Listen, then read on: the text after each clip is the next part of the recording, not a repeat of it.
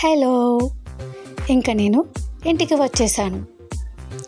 ఇంటికి వచ్చిన తర్వాత పూజ స్టార్ట్ చేయాలి కదా, లేకపోతే పంతులు గారు ఆగరు.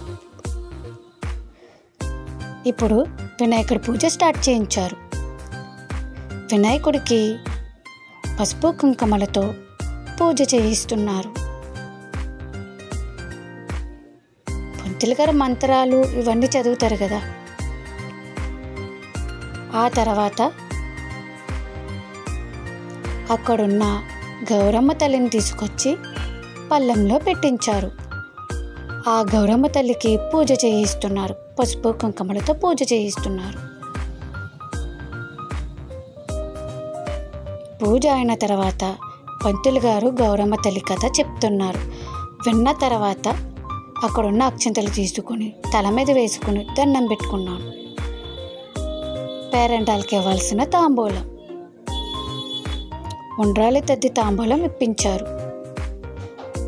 అట్ల తద్ది తాంబూలం కూడా ఇప్పించేశారు. ఇంకా చివరికి పంతులు గారికి తాంబూలం ఇచ్చేసాం. లాస్ట్కి చుక్కని చూసి దండం పెట్టుకొని ఇక్కడితో అట్ల తద్ది కంప్లీట్.